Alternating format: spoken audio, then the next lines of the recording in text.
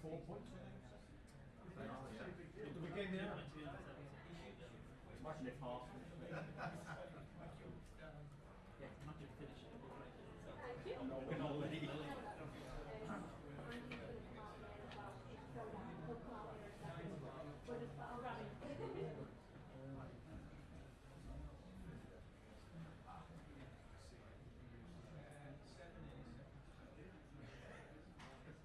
this you potentially trading time? I'm really Carrick getting the job.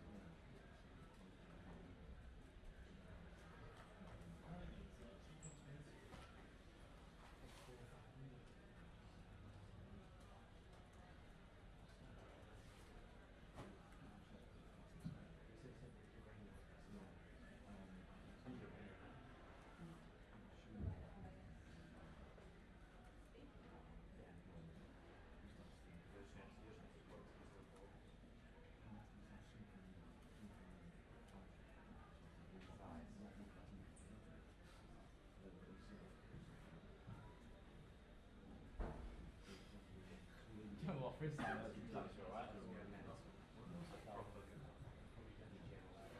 about sprinkling. What? They launched. Yeah, such one. Yeah.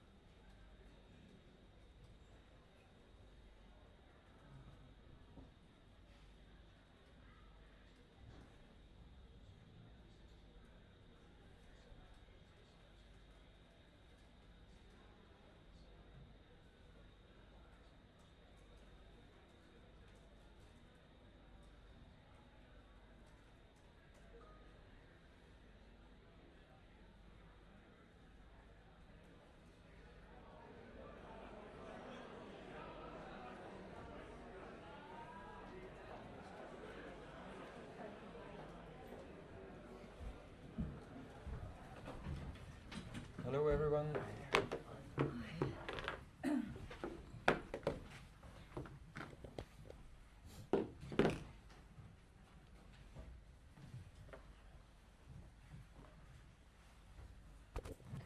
Everybody ready? Simon, do you want to start? You were doing so well in the first half, you were in a good position, and then obviously the penalty changes the game. What's your kind of view of what happened? Yes, still feels that there was more possible today. Had a great first 30 minutes. I think at the end of the first half it became a little bit too passive when they had a few set plays on the other side. When you have the lead at Old Trafford, there will always be periods where they make pressure. And then the red card changed the game completely. I think it's a very hard decision, penalty and red card, because the foul started outside the box, and usually the foul has to be given where it starts. On the other side, Mateusz Cunha was very smart to wait until he's inside the box and falling then, and the referee decided. And then 1-1, one player less. Had a game, having a game 3 days before in the Conference League, and then the crowd is back, and then they are in a good run. And the second goal just happened too quickly.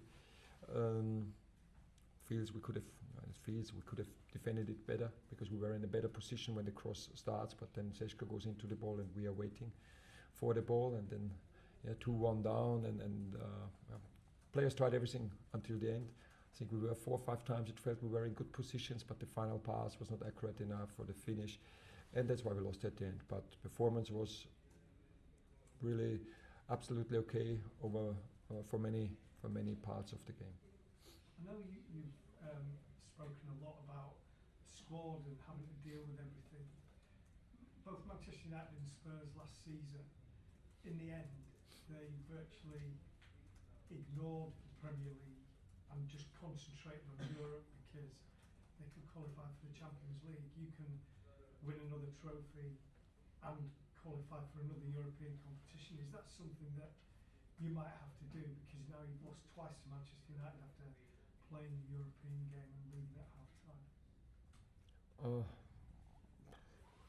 No, even if we wanted, we don't have 20 fit on-field players so that we make a complete rotation. I also think it's not the best way, and we always have to make changes. And now is the next day we play at Tottenham, and Maxence Lacroix will be suspended. We always have to make changes in our back three. I usually don't like this because that's the foundation, I think that's important for us to get consistency back. Yeah, we're always playing a great first half, great 60 minutes, but not consistently over the full game, and then the result is not how or what we could get from the results. But right now I think I don't know if Tottenham and Man United started to focus on the Europa League so we are now in the round of last 16. Just makes no sense. Okay, when we play maybe the semi-finals we can think about it, but right now it's too early.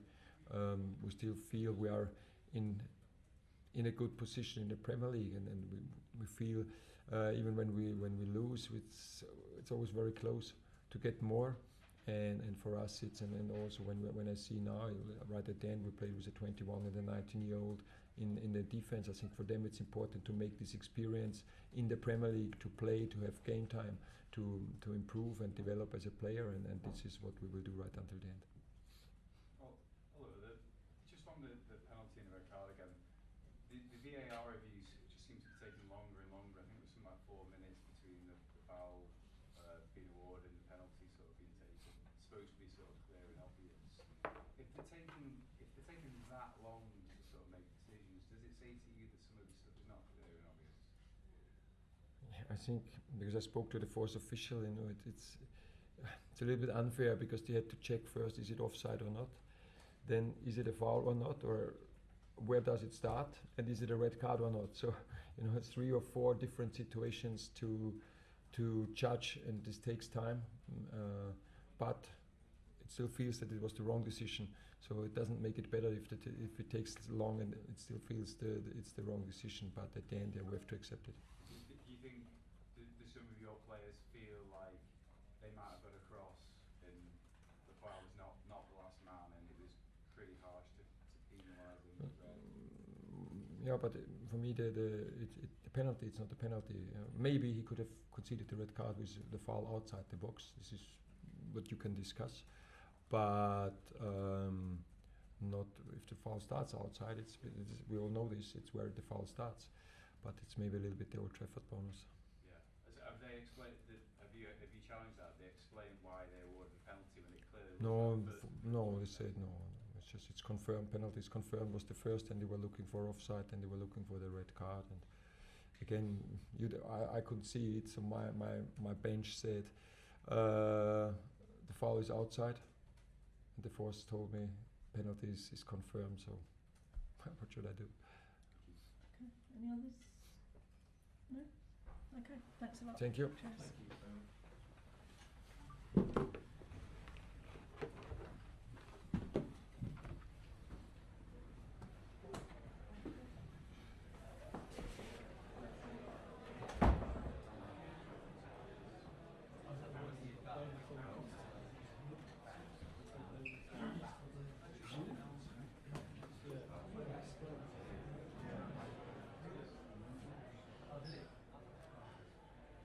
Who is it, the defenders also?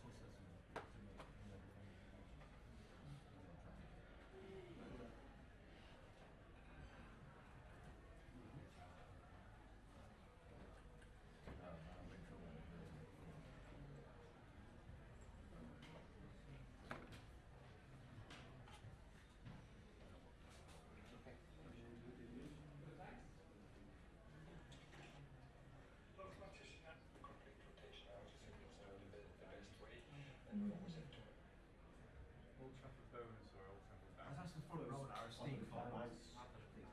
Bounce.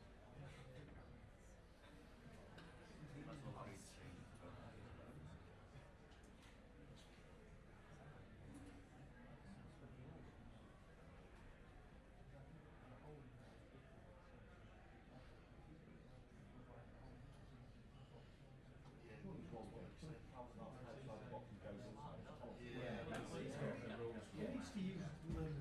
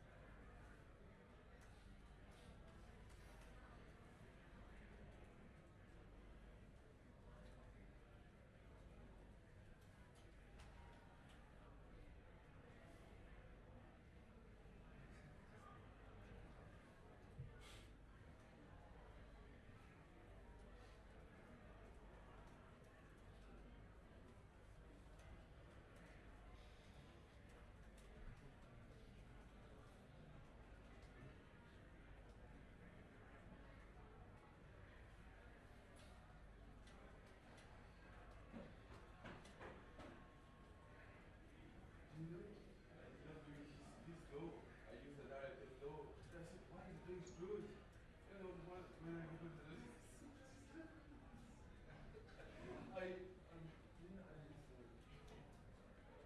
wrong way. So you can so Mike was also looking for the manager. No, I think he already knew that. I think he thought about going out from the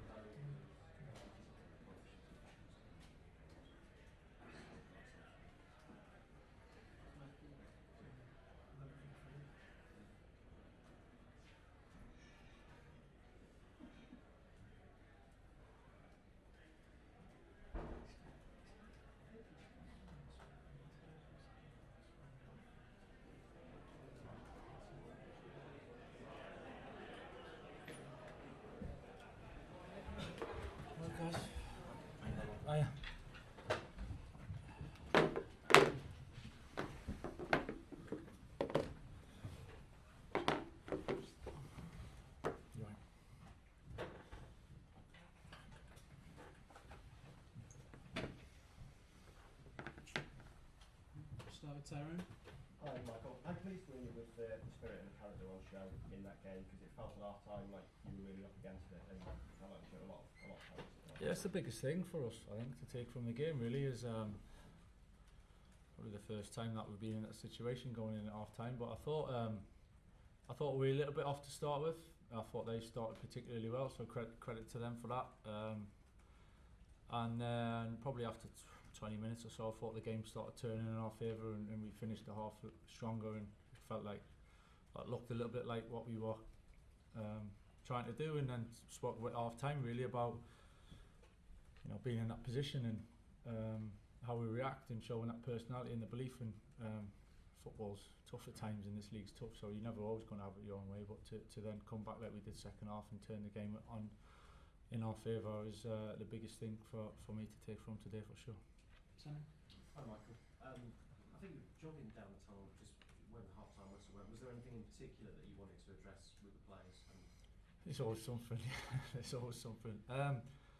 No, it was just a couple of little tweaks in shape, maybe a couple of ideas, some things we tried from the start that we wanted to kind of tweak a little bit, but honestly it wasn't major really, and I'm not taking much credit for that. I think the boys showed as the first half progressed that it was on its way to being better.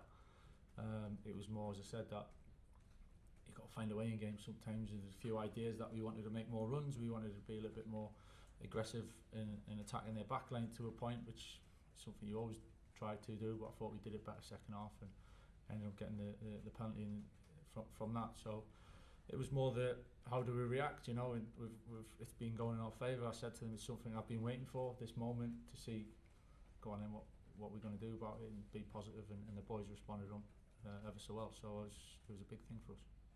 Sam? Michael, six wins from 7 and a draw up to third. I don't think anybody really expected that when you took over. When you're walking around the stadium and the fans are singing your name, what does that feel like? Yeah, it's nice. Obviously, this place means a lot to me. So to have so much positivity and everyone enjoying coming to the games and watching it, and me to obviously have an influence on that is, I'm not going to lie. Yeah, of course it feels good. I think the players have got to take a lot of credit as well for that in terms of what they put on the pitch. So it's certainly not all me, but I think that connection with the supporters is huge, and to feel that and for them to stay with us, and even when there was a bit of a story start to get through the game and finish like that is, it means a lot. Dan and then Rob. Michael, I know we've asked you a lot about Edwin and Sheshko in the last few weeks, but for him to make an impact from starting off today and starting 11, how pleased are you for him, and how much more confidence do you think that will give him as well? Yeah, absolutely delighted for Ben. I think I've sat here and said to you for the last few weeks about it's not really been certainly not been a headache. It's not been a big deal. It's not been a big drama. I think he's had a huge impact, Ben, and he's making big improvements, and a little bit is getting used to what it's like to be here and the feelings and what it means to play and things that we can take for granted at times. And he's desperate to do well. He works so hard. He thinks about it an awful lot. It's an absolute pleasure to work with, and today. Yeah, he started and had it. It was a fantastic goal. Fantastic goal. So he's bringing an awful lot. We've got good flexibility across the top line, you know, and the front players can play different roles within the game. So there's a lot of flexibility there. And Ahmad took some time out today, and it might change again for Wednesday. But it's nice to have them options really.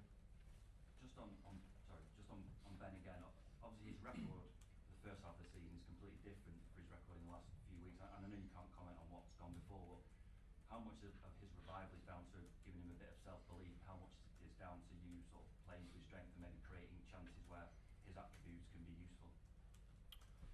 Yeah, maybe a bit of both. I think obviously working closely with him and connecting with him, building that relationship and that trust. I think that's important when you're trying to help players individually and certainly as a team.